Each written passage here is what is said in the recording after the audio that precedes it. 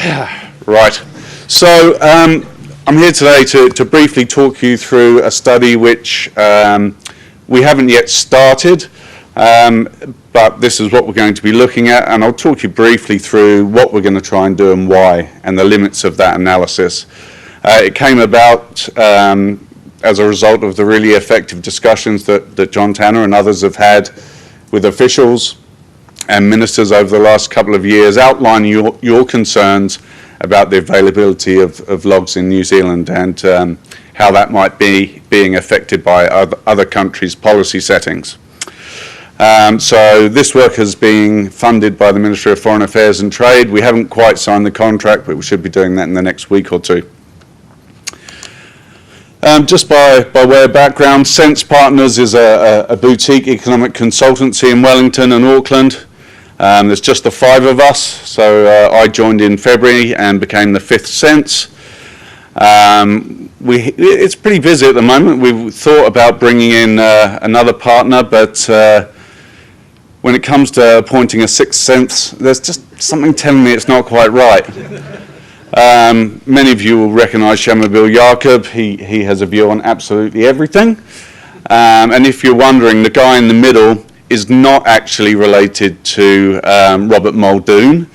We have checked his lineage and he is not a Muldoon, but that's my team.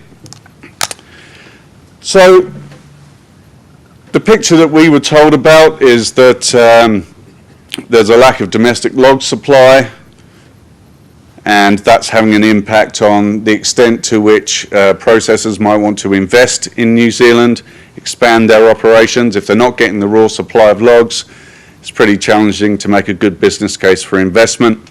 That's potentially hampering your export capacity and your productivity growth.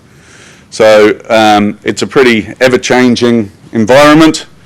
I know from previous work I've done for the WPMA that this is an industry which is very flexible. It is very adaptive, and it's made a lot of very positive investments over the past few years to stay competitive.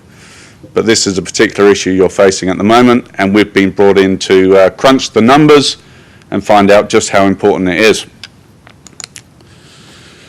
So what we do know is that the global market for logs and timber faces a lot of NTMs or non-tariff measures already.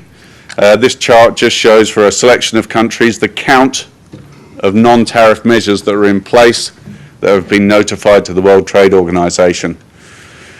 You can see New Zealand in there. It's got a couple of non-tariff measures, and these are mainly around restrictions on the export of certain indigenous species that we don't want to cut down and sell offshore.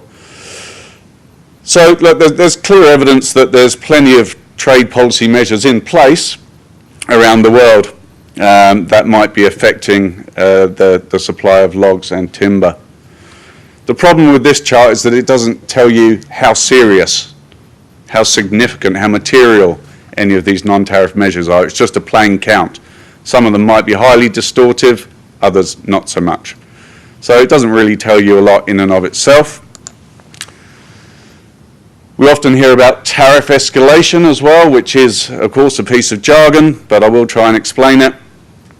That's just referring to the fact that many countries impose tariffs on manufactured imports that are much higher than the tariffs on raw exports, raw products. So along the bottom is the applied tariffs on logs from a number of WTO members, and up the vertical axis is the applied tariffs on lumber.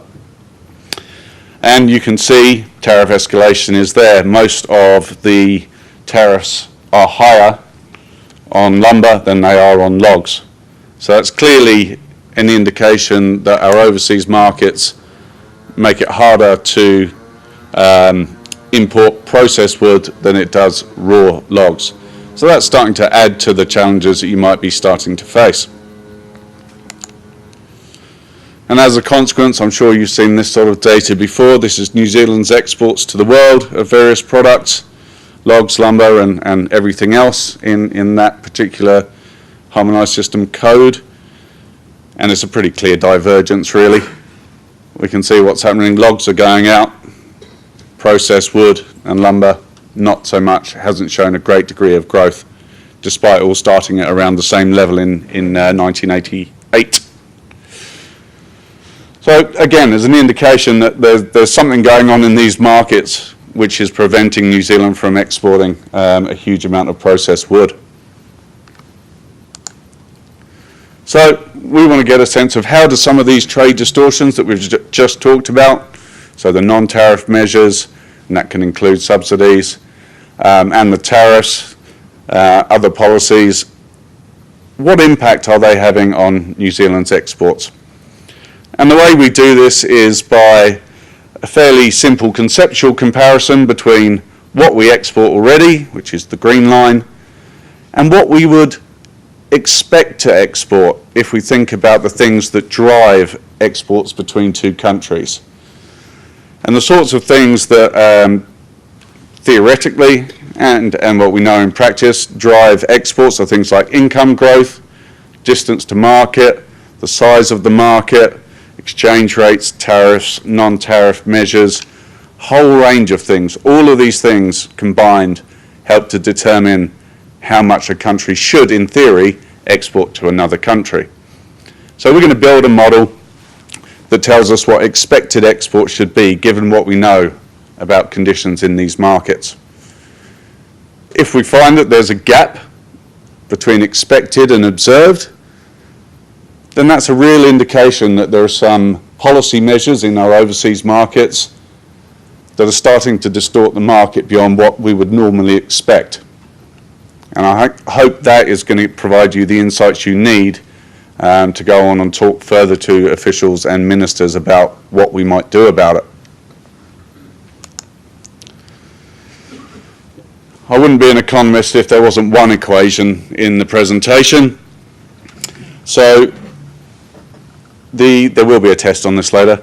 The model that we're going to use is something called a gravity model. It's a very common model used in trade policy analysis, and it's inspired and named after Sir Isaac Newton, who said that the gravitational force between two objects is proportional to the size of the objects and the distance between them. And that's essentially what a gravity model does. It explains exports based on GDP, which is a measure of size of an economy, a series of trade frictions, and that includes distance, tariffs, non-tariff measures that we can identify, whether or not that country is a member of a free trade agreement, a whole range of things like that, and costs and prices, which refers often to exchange rates. So we try and explain exports by all of these factors, and then we'll compare that to actual trade flows to see if there's a big gap. If there's a big gap, there's something we need to investigate further. It suggests that the market could be distorted by something that's not in our model. So we can do this by each individual market that you export to, and it will be done over time.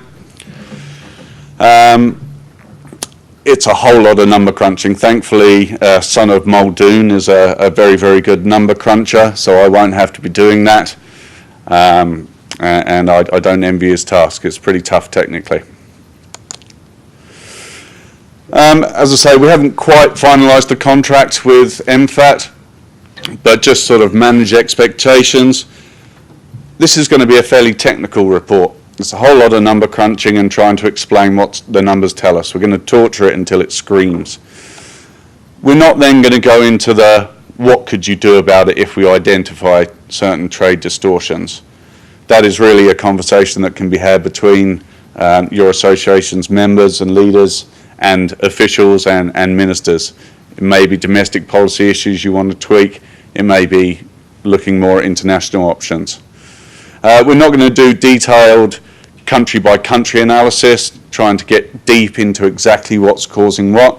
We're going to let the numbers speak for themselves, explain as much as we can, but given the nature of this exercise, we may not be able to point our fingers exactly at what trade measures are causing these distortions.